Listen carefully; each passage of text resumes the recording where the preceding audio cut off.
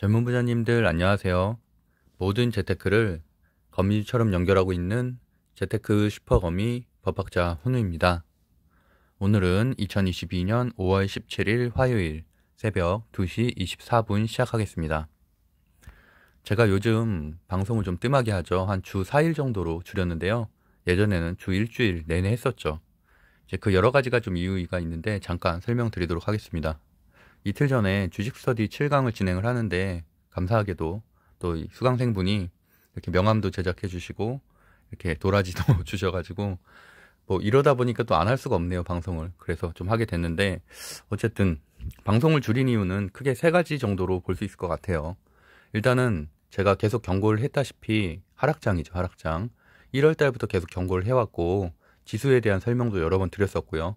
어쨌든 최근에 1년 반 만에 전저점을 이탈했다는 거는 정말 좋지 않은 시그널이다. 우리가 뭐 지난주 금요일에 나스닥이 4%대 반등을 했다고 절대 흥분할 만한 장은 아니다 라는 말씀.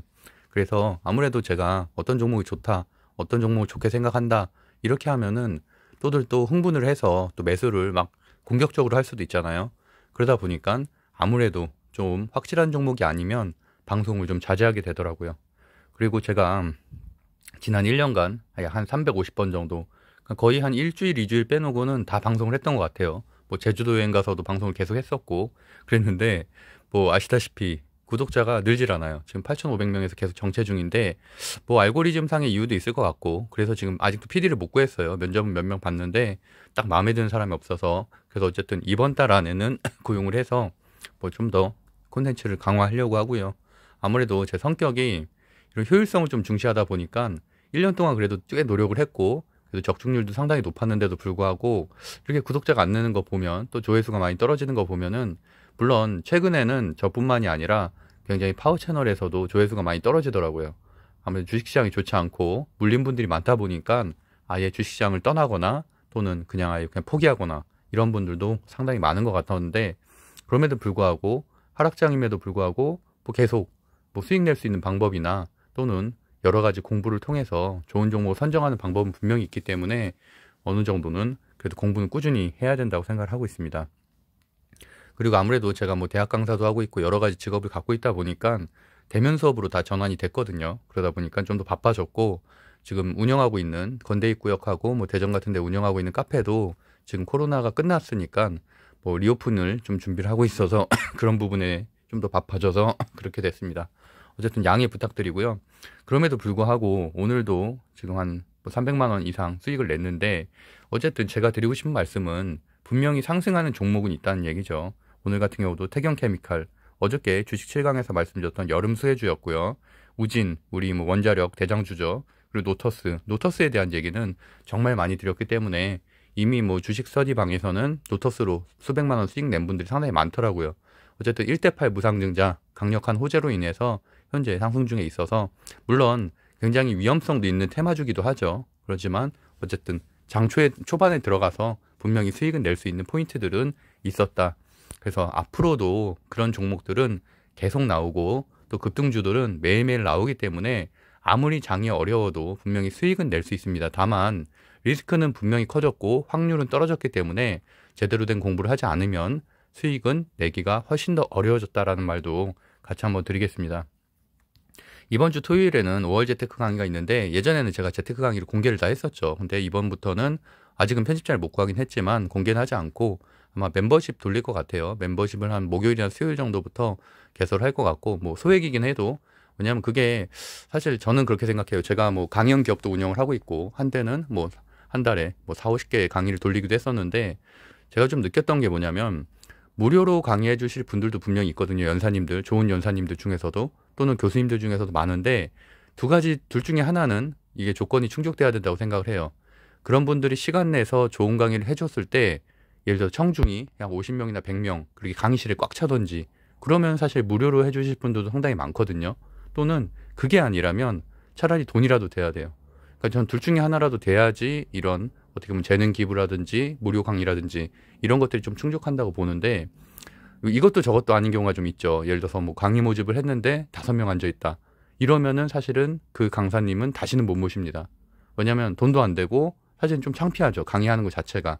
그래서 자기가 시간을 내서 강의를 하는데 뭐 듣는 사람이 5명밖에 없다, 10명밖에 없다 이러면은, 그러다 보니까 재테크 강의도 사실 제가 지난 1년 반 동안 재테크 강의를 매달 했어요. 한 15번 정도 한 것 같은데, 그때마다 주식 종목들을 이달에 좀 상승할 만한 종목들을 다 말씀드렸었고, 한 80% 이상의 종목들이 대부분 뭐 적게는 5%, 많게는 300%, 400% 상승한 것도 상당히 많았거든요. 그럼에도 불구하고 조회수가 너무 적었어. 조회수가 뭐 한 600, 500 막 이러다 보니까 평상시 콘텐츠보다도 안 나오는 것 같아요.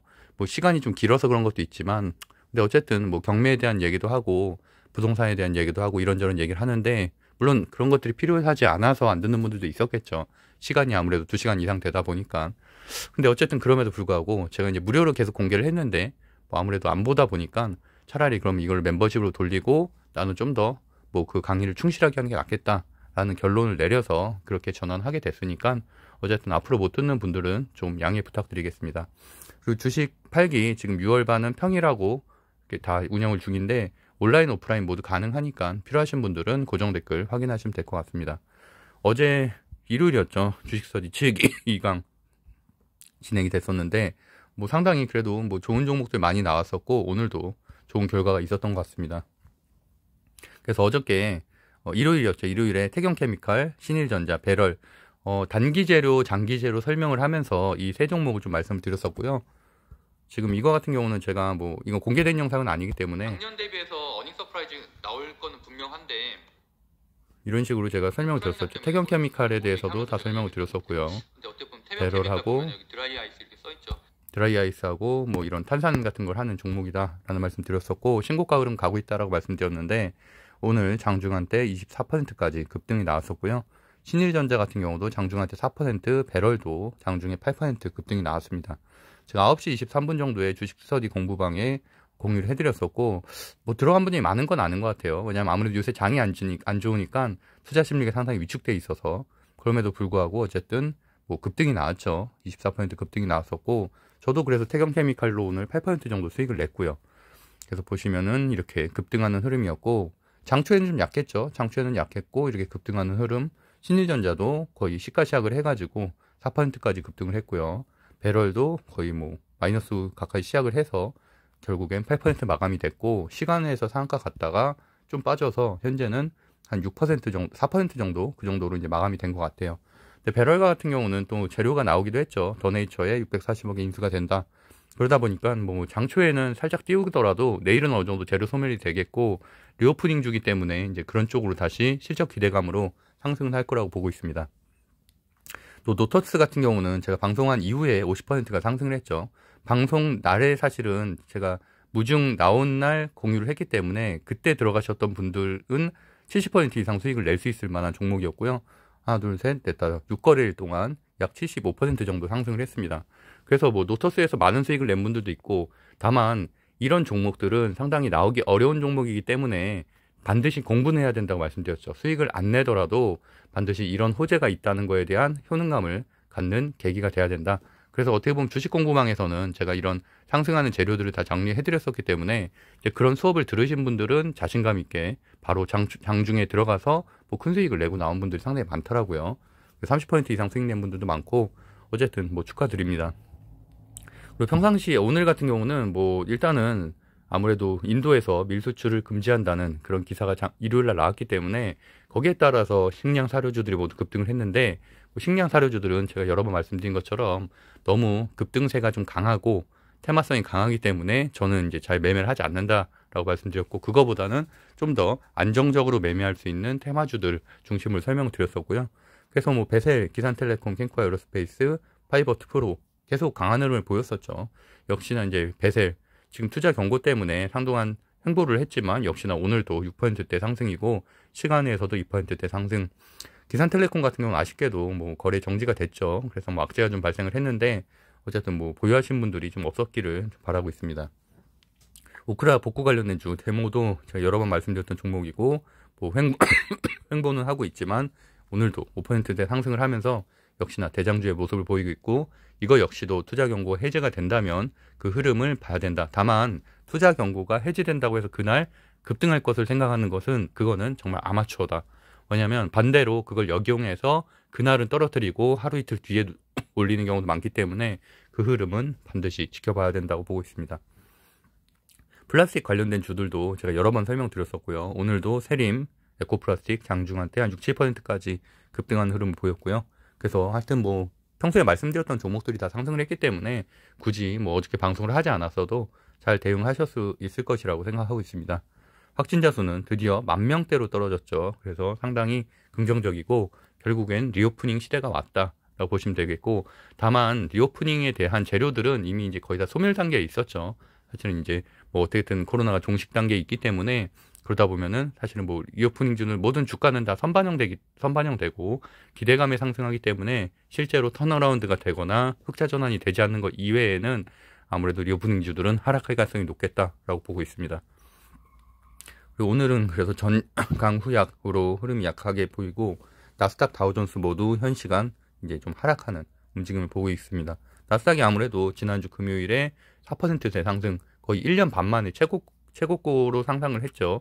그러다 보니까 당연히 실현 매물이 나올 수밖에 없고, 제가 그래서 오늘 제목을 여전히 하락장이다, 절대 흥분하지 마라. 특히 그래서 저 같은 경우도 오늘 아까 제가 주식토론방에 공유를 했던 말이, 저는 한 종목도 들고 있지 않다라는 말씀 드렸었죠. 분명히 그 이유는 장이 안 좋은데 종가 베팅을 왜 해요? 종가 베팅을 하지 말아야죠. 당연히 뭐 종가 베팅을 해서 우연히 한두 종목 맞을 수는 있겠지만 그런 실력을 가진 분도 굉장히 극소수일 뿐더러 굉장히 위험한 장이라고 생각을 하고 있습니다. 그것도 최소한 횡보장이나 될 때나 종가 베팅을 하는 거지 아무 종목에나 종가 베팅을 하는 게 아니다. 그렇게 해서 어쨌든 뭐 그렇게 뭐 저는 대응을 했고요. 현 시간 유럽 증시도 좀 하락을 하고 있지만 횡보 정도로 마무리가 됐고, 국채 금리는 마이너스 2.12% 여전히 정말 높은 수치고요. 그다음에 원달러 환율, 이게 가장 큰 문제라고 했죠. 보시는 것처럼 거의 1,300원에 임박하고 있는 수치입니다. 그래서 바이든 대통령 방한이 되면 반드시 통화 스와프라도 좀 이렇게 논의가 돼야 그다음에 조금 안정세를 있을 수 있을 것 같고, 정말 이게 제일 위험한 상황이라고 보고 있어요. 이러다 보니까 외국인 수급도 계속 들어오지 않고 계속 매도세로 일관을 하고 있죠. 필라델피아 반도체 지수도 현 시간 마이너스 한 1.34% 안 좋고요. 공포지수는 소폭 하락해서 30포인트는 아래로 내려갔지만 여전히 좋지 않은 흐름입니다. 유가지수도 이렇게 뭐 110달러 현재 넘은 상태고요. 금속도 소폭 상승 중. 인플레이션 관련된 주들이 그렇기 때문에 다 최근에 상승을 많이 했죠. 오늘 보시면은 옥수수 좀 하락을 했지만 나머지 종목들이 다 이렇게 상승하는 모습입니다. 하지만 물가는 결국엔 잡히기 마련이고, 결국엔 러시아 우크라이나 이슈는 점점 재료로서 좀 약화가 되고 있죠. 그러다 보니까 결국에는 뭐 인플레이션이 하루아침에 해결될 건 아니지만 정부도 지금 윤 정부가 출범이 되면서 가장 1순위로 두고 있는 게 물가 안정세이기 때문에 결국에는 이런 테마주들도 결국에는 시세를 현재 다 줬고 3파동까지 끝나고 지금 소강 측면에 있기 때문에 절대 지금 들어갈 때는 아니다. 이게 현실적으로야 당연히 인플레이션이 계속 진행되겠지만 주식에서는 인플레이션 재료는 이제 거의 끝물의 끝물이다라는 말씀을 다시 한번 드리겠습니다. 그래서 보시는 것처럼 이렇게 원유나 천연가스 모두 이렇게 다 상승을 하고 있고, 오히려 2분기, 3분기 실적이 좀 기대되는 뭐 이런 대체에너지 관련된 주들을 조금씩 모아가는 것도 하나의 전략이라고 할 수 있겠죠. 그리고 철강주 같은 경우는 지금 현재 좀 조정을 받고 오늘 좀 소폭 상승을 했는데 아직은 시세가 좀 남았다고 생각을 하고 있습니다. 사료주나 이런 것들의 급등세에 비하면은 훨씬 더 못 올랐기 때문에 철강주는 그래도 오늘도 이제 구리 관련된 주들이 좀 올랐고 알루미늄 관련된 종목들이 좀 올랐죠. 그래서 그런 종목들 중에서는 좀 아무래도 횡보했던 것들이 좀 있기 때문에 그런 종목들은 마지막 시세는 좀 남았다라고 보시면 될 것 같고요. 비트코인 아무래도 루나코인 이슈 이후로 이렇게 굉장히 안 좋은 흐름을 보이고 있는데, 보시는 것처럼 급락 이후에 회복을 하지 못하고 계속 저점을 다져가는 움직임을 보이고 있습니다. 루나 재단에서 뭐 테라를 지키려고 비트코인 매각했다 이런 기사들도 나오긴 했지만, 어떻게 보면 그냥 단순하게 생각하면 사실은 가상화폐에 대한 논란들은 끊임없이 있었잖아요. 근데 어쨌든 이렇게 또 루나 사태를 겪으면서 또다시 시장 참여자들이 떠나게 되는 하나의 큰 계기가 됐다, 악재가 됐다라고 보고 있고, 반대로 얘기하면 물론 전체적인 자산 시장에 있어서는 위험 투자를 회피하는 심리가 있을 수는 있겠지만 단기적으로는 결국엔 주식 시장으로 이 돈이 다시 들어올 것이다 라고 생각을 하고 있습니다. 그 이유는 과거에 비트코인이 상당히 급등을 했던 2020년이나 2021년에 반대로 주식 시장에서 엄청나게 많은 돈이 빠져나갔죠. 그쪽 시장으로. 하지만 이런 일을 겪고 난 이후에는 특히나 이런 알트코인 같은 데 신뢰성이 깨졌기 때문에 상당히 많은 돈들이 다시 좀 관망을 하다가 결국엔 주식시장으로 돌아오지 않을까 생각을 하고 있습니다. 뉴스를 간단하게 살펴볼게요. 그래서 어쨌든 윤 정부에서도 100억 미만 주식 양도세 면제를 추진했죠. 이건 상당히 좋은 의미라고 보고 있는데, 항상 매년 연말에 11월, 12월 초가 되면 대주주 양도세 뭐 이슈 이러면서 좀 하락세가 좀 나오죠. 대량 투매도 좀 나오고, 그 이유가 양도세를 안 내려고 그런 대주주 요건에 해당하는 사람들이 던지는 거였었는데, 우리가 그런 분들을 보통 세력이라고 맡은 표현을 하죠. 또는 뭐 슈퍼개미라든지 이런데, 이런 분들이 일단은 최소한 2년 동안은 떠날 이유가 없어졌다는 겁니다. 없어졌다는 겁니다. 그러니까 매년 연말에 반영되던 악재가 하나가 해소가 됐다는 거는 사실 상당히 큰 의미라고 할 수가 있거든요. 그래서 뭐 지금이야 시장이 워낙 안 좋고 투심이 약화돼 있으니까 이거 자체가 큰 호재로 작용을 못하고 있지만, 당연히 조금 안정을 찾는 10월, 11월이 되면 이런 것들은 분명히 호재로서 작용할 것이다 라고 생각을 하고 있습니다.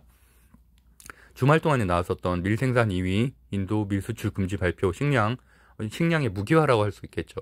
좀 이런 것들 때문에 아무래도 이제 관련된 주들이 급등을 했지만, 저는 이런 종목들은 이미 3개월 전에 다 정리를 해드렸었고, 저는 크게 관심이 없습니다. 이거 말고 차라리 실적이 좀 기반이 되는 TYM이나 3월 재테크 강의 종목으로도 말씀드렸었죠. 대동기어나 차라리 이런 종목들이 낫다고 보고 있습니다.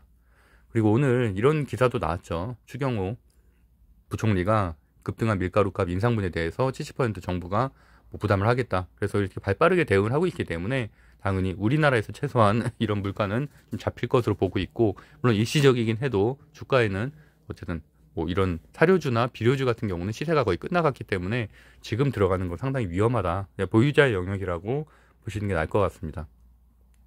오늘 또 이런 기사가 나왔죠. 5월에 이제 0.5 빅스텝 금리 인상에 대한 가능성도 좀 비치는 말은 했는데, 어쨌든 뭐 전체적으로 뭐 좋지는 않은 상황이에요. 그래서 원달러 환율도 점차 높여가고 있고, 그래서 이제 유일하게 기대는 게 이번 달 말에 있는 이제 한미 정상회담인데, 뭐 그것과 더불어서도 지금 좀 많은 테마군들이 형성이 좀씩 되고 있죠. 그러다 보니까 대기업 삼성, SK, 뭐 현대차, LG, 롯데, 하나, OCI, 네이버 같은 곳들도 경제 수장들이 이렇게 같이 BGS 라운드 테이블에 같이 참석을 한다라는 기사도 오늘 이렇게 나오게 됐습니다.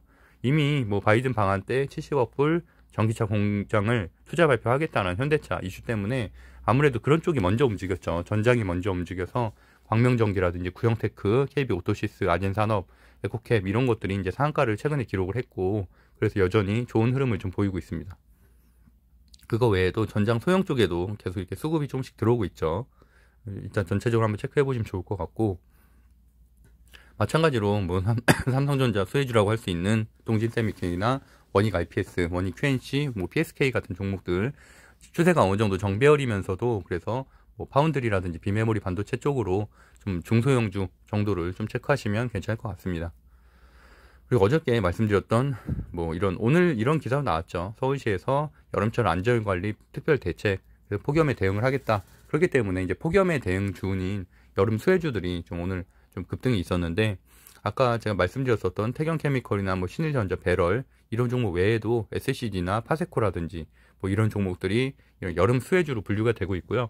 보통은 6월이나 7월에 큰 시혜를 줬는데, 뭐 저는 항상 이렇게 말씀드리죠. 세력이 역이용할 수 있다. 만약에 7월이 최고점이라면 당연히 지금부터 매집을 해서 개인들이 7월에 팔면 되겠지라고 생각을 할 텐데, 당연히 그걸 역이용해서 뭐 6월 말에 팔 수도 있고요. 6월 초에 팔 수도 있고, 언제든지 이런 종목들은 띄우고서 빠져나갈 수 있기 때문에 이런 단기성 테마 있는 종목들은 반드시 대응의 영역이지 모아가는 뭐 이런 뭐 가치 투자의 영역이 아니다 라는 말씀도 드리겠습니다.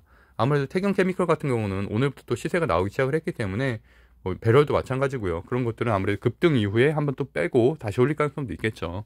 그래서 그런 흐름들은 반드시 공부된 분들만 들어가시는 게 좋다고 생각을 하고 있습니다. 러시아 우크라이나 이슈는 계속 뭐 이어지고 있는데, 아무래도 오늘 또 이런 기사가 나왔죠.